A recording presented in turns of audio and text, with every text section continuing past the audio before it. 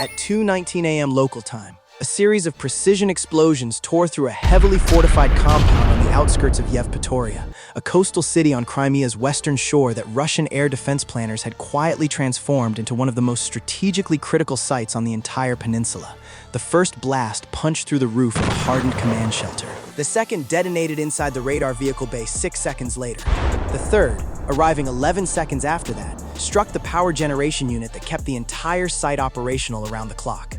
3 explosions, 20 seconds. And one of Russia's most advanced and most expensive air defense systems had been rendered inoperable at the precise moment Ukrainian forces needed the skies over the Black Sea to be as undefended as possible. The S-400 Triumf battery stationed at Yevpatoria had been responsible for covering a 250-mile air denial envelope stretching from the western coast of Crimea deep into the Black Sea corridor, protecting Russian naval assets, the Kerch Bridge approach, and the peninsula's western supply routes simultaneously. It had been operational for 14 consecutive months without interruption, surviving previous Ukrainian cruise missile attempts through a combination of mobility drills, decoy positioning, and the sheer depth of its own radar coverage that made close approach nearly impossible for any conventional aircraft. 9 Ukrainian drone operators were about to show that conventional aircraft were no longer the point. And they were going to do it with a coordinated FPV strike package that cost less than 1% of a single S-400 missile.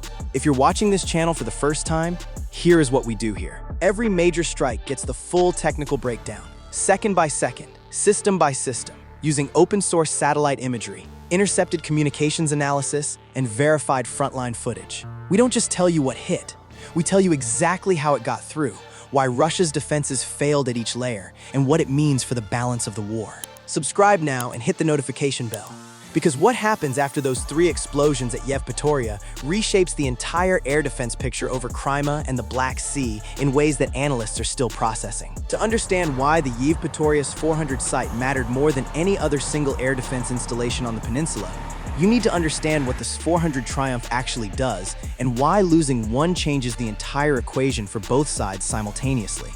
The S-400 is not simply a missile system. It is a networked air denial architecture built around 3 interlocking elements. The 91 N6E engagement radar, capable of tracking up to 300 targets simultaneously at ranges out to 600 kilometers. The 92 N6E gravestone multifunction radar that guides missiles to intercept. And the 40 N6 long-range interceptor missile itself, capable of engaging targets at altitudes up to 30 kilometers and ranges out to 400 kilometers. A single battery, properly sited and networked into surrounding radar infrastructure, can deny airspace to conventional combat aircraft across an enormous geographic footprint. The Yevpatoria battery was not simply properly sited. It had been positioned with extraordinary care over a period of months, placed on a slight elevation overlooking the western coast to maximize its radar horizon over the Black Sea, hardened with earthwork berms around the radar and launcher vehicles, and integrated into a broader air picture network connecting it to the Pantsir I batteries scattered across the peninsula and to the naval radar ship. Operating 40 miles offshore, destroying it required not just reaching the site, but eliminating the command post and radar vehicles in the right sequence before the battery could execute its standard mobility protocol and disperse. Ukraine's Defense Intelligence Directorate, the GUR, had been building the intelligence picture on this specific battery for 11 weeks before the strike was authorized. The process began with pattern-of-life analysis from commercial satellite passes, showing the regular positioning of radar and launcher vehicles, the location of the hardened command shelter relative to the main gate, and crucially, the timing and route of the single fuel resupply truck that visited the site every 72 hours, a detail that revealed both a predictable window of reduced vehicle readiness, and the fact that the site's generators ran on a separate fuel circuit from the main military resupply network. That generator fuel circuit would matter enormously on the night of the strike. A second intelligence thread came from electronic intercepts. SBU signals intelligence teams monitoring military radio traffic in the Yevpatoria area over an 8-week period had built a detailed picture of the site's internal communication protocols, including the specific radio frequency, the command post used to communicate with the 91 N6E radar crew during handover between watch rotations, the average time between a radar contact report and the decision to engage, and, most critically, the window when the primary and secondary watch crews overlapped in the command shelter for their daily briefing, a period of approximately 25 minutes starting at 2:10 a.m. each night, when nearly all the site's senior technical personnel were physically concentrated in a single hardened structure. That 25-minute window was the targeting opportunity the strike planners had been waiting for. The mission was authorized for the next available night when weather conditions allowed drone operations. The S-400 operational cell assigned to the mission spent 3 weeks in detailed planning that went significantly beyond anything required for a standard rail or logistics strike. Destroying an S-400 command post presented a set of challenges fundamentally different from destroying a fuel tanker or ammunition depot. The target was hardened. It was permanently protected by its own Panzer's I short-range air defense escort battery, standard doctrine for any S-400 deployment. It was surrounded by active radar coverage that would detect approaching drones at significant range. And unlike a train moving through open country, the site was static, meaning Russia had had months to optimize every defensive layer around it, specifically to defeat exactly the kind of low-altitude FPV attack Ukraine had used with devastating effectiveness against softer targets. The solution the planning cell arrived at was built around a principle that had been emerging from Ukrainian drone doctrine across the preceding months. When a target is too well defended to approach directly, you don't approach it directly.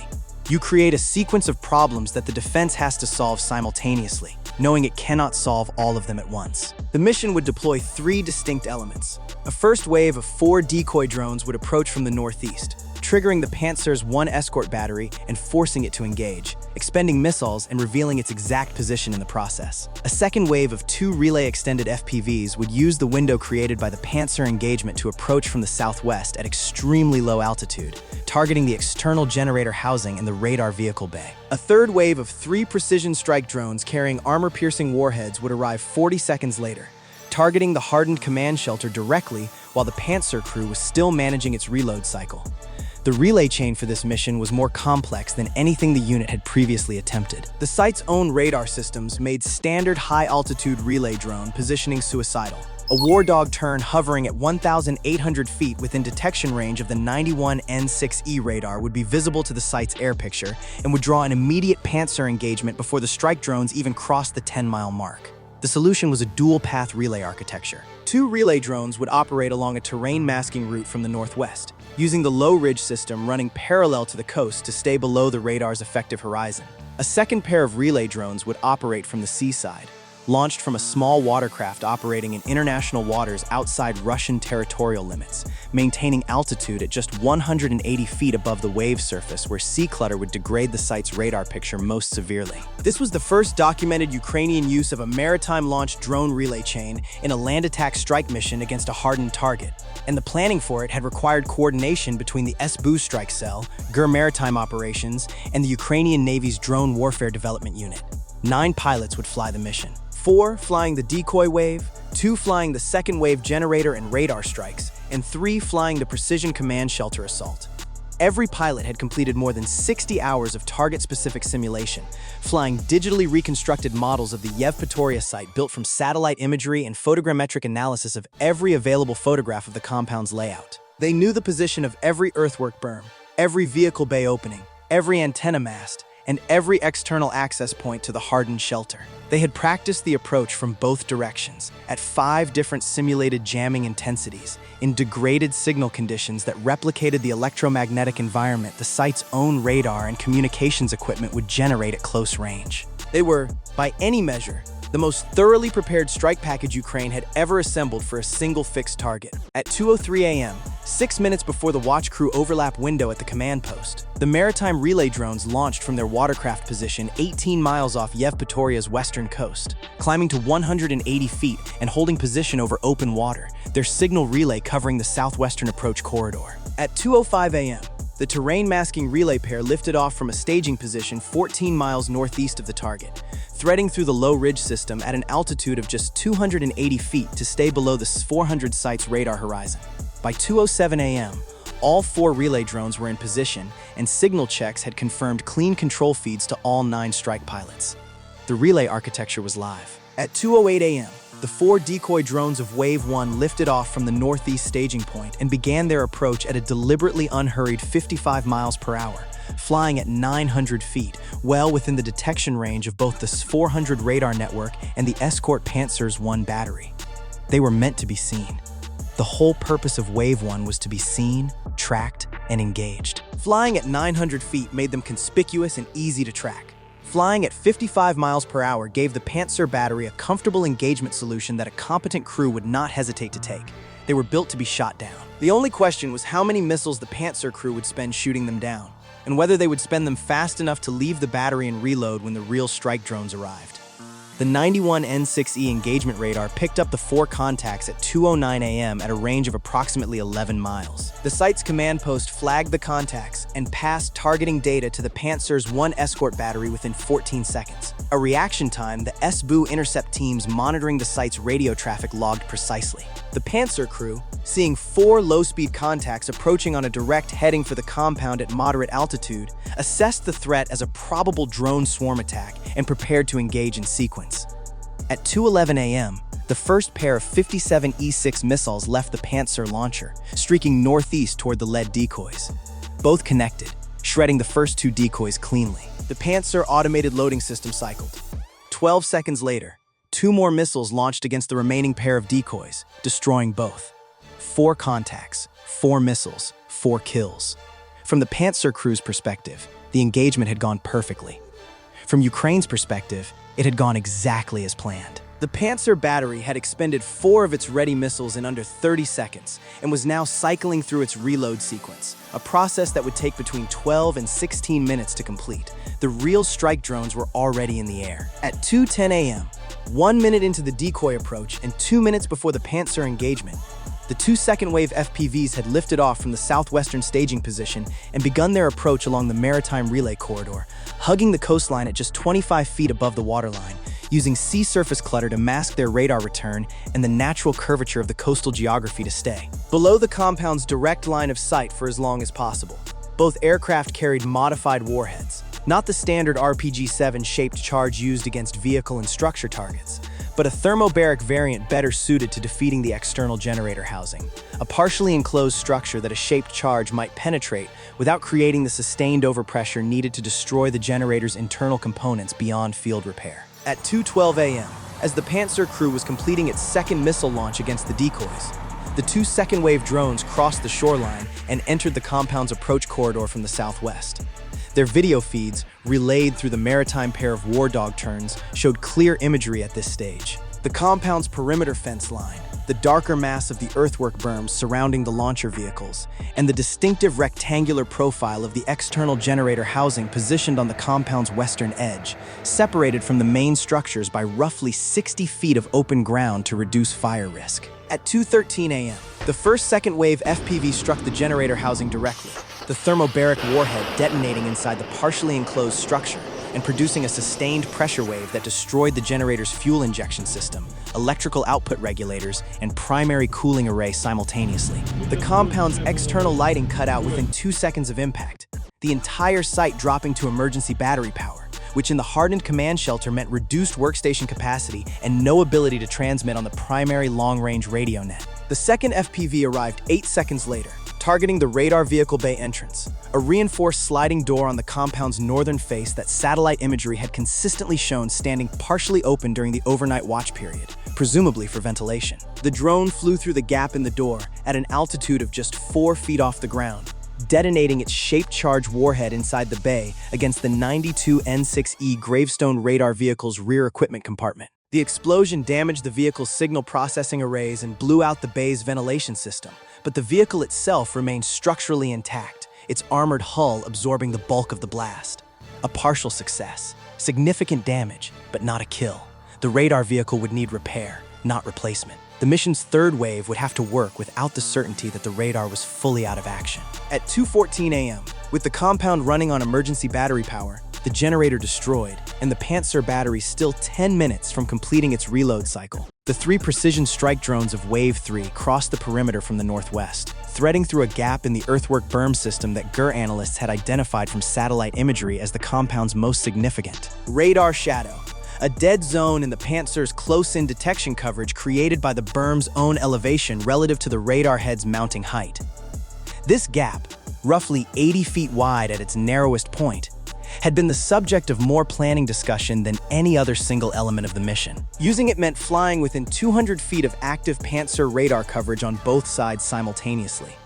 Missing the gap by more than 40 feet in either direction would put a drone inside the Panzer's minimum engagement envelope, where even a degraded fire control solution could produce a successful intercept. All 3 drones made it through the gap cleanly. On the control screens, the operators could now see the hardened command shelter directly. A low, rectangular reinforced concrete structure with a single external antenna cluster on its roof, an armored ventilation grill on its eastern face, and a heavy blast door on its northern side that satellite imagery had shown opening on average twice per hour during the overnight watch period as personnel moved in and out during normal operations. The 3 pilots had been assigned specific aim points on the structure, each chosen to maximize cumulative damage rather than redundantly strike the same point. The first drone would target the antenna cluster on the roof, destroying the shelter's external communications. The second would target the armored ventilation grill, using the penetrating jet of a shaped charge warhead to drive lethal fragmentation through the ventilation shaft into the shelter's interior. The third would target the blast door directly, not in any realistic expectation of penetrating it, but to warp the door frame sufficiently that the door could no longer open or close properly, trapping personnel inside and preventing the shelter from being used as a functional command node even if its internal systems survived the first 2 strikes. At 2:15 a.m., the first strike drone hit the antenna cluster with precision that the reviewing operators later described as almost certainly the best single hit of the entire mission. The cluster, comprising the shelter's primary HF communications antenna and the data link uplink for the 91N6E radar's remote display feed, was destroyed completely, the explosion shearing the antenna mounts at their base and sending the entire assembly sliding off the shelter's roof in a shower of sparks visible in the relay drone's overhead feed. At 021509, the second drone's warhead detonated against the ventilation grill. The shaped charge punched through the armored grill and drove a penetrating fragmentation pattern down the ventilation shaft.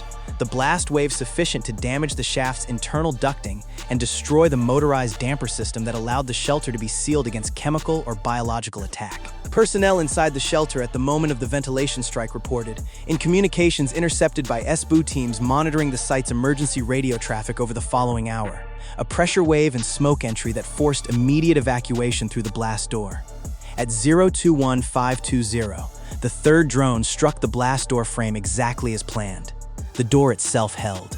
The frame did not. The reinforced concrete surrounding the door cracked at 3 points. The door shifted 4 inches out of true, and the locking mechanism on the door's upper left corner seized completely.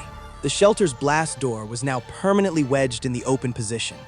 The hardened structure it was designed to protect now opened to the outside atmosphere in the middle of a compound that had just lost power, communications, and was currently being evacuated under emergency protocols. At 2:19 a.m., 32 seconds after the last warhead detonated, the Yevpatoria S-400 command post went completely silent on all monitored frequencies. The S-400 intercept teams heard nothing from the site's primary command net, nothing from the radar crew's internal frequency, and nothing from the Panzer escort battery's fire control channel. For 4 minutes and 17 seconds, the most valuable single air defense installation on Crimea's western coast transmitted nothing at all. In the context of a combat environment where Russian air defense units maintain continuous radio contact as a basic force protection measure, 4 minutes of silence was not a technical glitch. It was the signature of a command structure that had simultaneously lost its communications infrastructure, its power supply, its primary radar capability, and its ability to coordinate an organized response. It was the signature of a site that had, for all practical purposes, ceased to function as an integrated air defense node. When transmissions resumed at 2:23 a.m., they came not from the command post's primary frequency, but from a handheld emergency radio, a detail that itself confirmed the primary communications infrastructure was gone. The voice on the emergency net was calm but terse, requesting immediate damage assessment support, medical evacuation for 2 personnel injured in the ventilation strike, and authorization to execute the battery's mobility protocol, the standard Russian response to any successful strike against an S-400 site, which called for immediate vehicle dispersal to pre-planned alternate positions to prevent a follow-up strike from finishing what the first attack had started. Authorization came back within 6 minutes. By 2:31 a.m., the surviving vehicles at the Yevpatoria compound were moving. But moving created its own problems. The 91N6E engagement radar vehicle, designed for mobility, requires between 25 and 40 minutes to displace from a prepared position, travel to an alternate site, and re-establish the full network connections needed to resume coordinated air defense operations. The 92N6E gravestone radar vehicle, damaged in the second wave strike, required assessment before it could be safely moved at all, a process that took the site's technical crew nearly 90 minutes. During the displacement window, The air defense umbrella the Yevpatoria battery had maintained over the western Crimean coast and the adjacent Black Sea corridor was entirely absent. That absence was not accidental. It was the reason the mission had been authorized on this specific night. In the 94-minute window between the command post going silent and the S-400 battery's partial restoration of coverage from its alternate position, Ukrainian forces executed a coordinated series of operations across the western Crimean approach corridor that would not have been possible under the battery's normal coverage arc. 3 Ukrainian naval drones operating in the Black Sea crossed into the coverage zone that the S-400 had previously denied them and conducted reconnaissance passes against Russian naval anchorage positions off Sevastopol, collecting updated imagery that fed directly into subsequent targeting cycles. A Ukrainian cruise missile strike against a fuel storage complex at Saki airfield, previously held back because the Yevpatoria S-400 gave Russian forces sufficient warning time to intercept the weapons before they could close to release range, was executed and struck the target successfully during the coverage gap. And a separate FPV strike package, entirely unconnected to the Yevpatoria mission, used the absence of the battery's long-range radar picture to approach a Russian helicopter operating base outside Novofedorivka from a direction that would have been suicidal under normal air defense conditions, destroying 2 Ka-52 attack helicopters on their hard stands. None of those follow-on strikes would have been possible with the Yevpatoria S-400 operational. The drone mission hadn't just damaged one air defense site, it had temporarily collapsed the entire western Crimean air defense architecture, creating a cascading series of vulnerabilities that Ukrainian planners had prepared to exploit the moment the battery went off the air. This 400 strike was the key. Everything else that night was what the key unlocked. In the days that followed, Russian engineers worked to restore the Yevpatoria site to operational status. But the damage was extensive enough that full restoration proved impossible without replacement components that had to be shipped from mainland Russia. The destroyed generator housing required a completely new external power unit, a specialized piece of equipment that logistics tracking suggested took 11 days to arrive.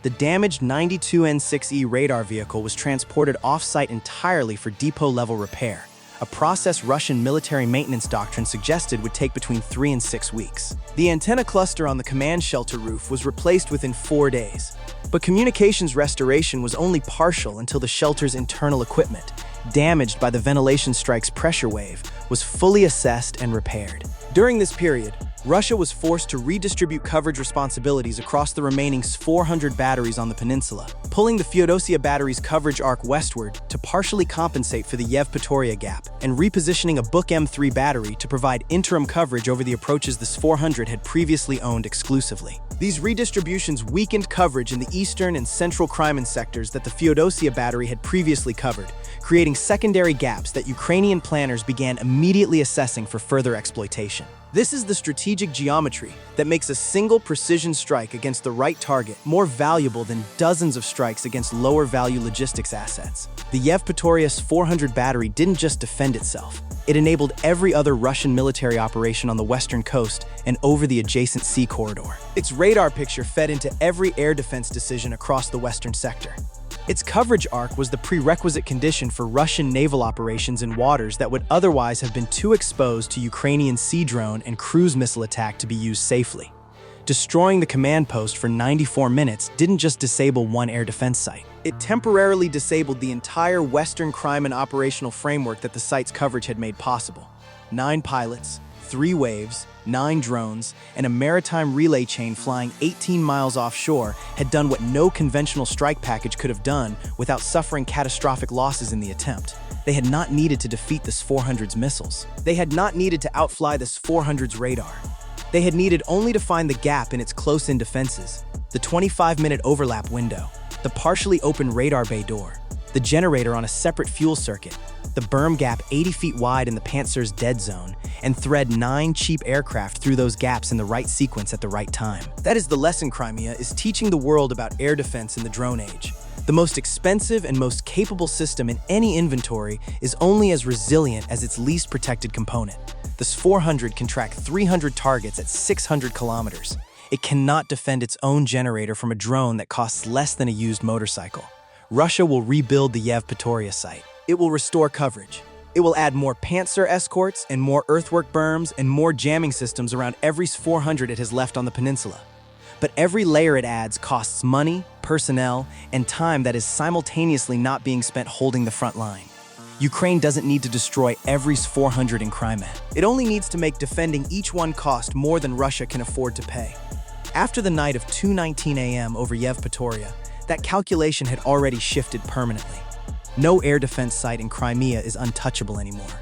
No radar, however long its range. No missile, however fast. And no command post, however hardened, if the door frame cracks and the generator runs on a separate circuit and a 25-minute briefing window happens the same time every night. Ukraine found the gap. 9 pilots flew through it, and the skies over western Crimea were never quite the same again. If you believe Ukraine deserves to live in peace and freedom, hit like, subscribe to the channel, and share this video.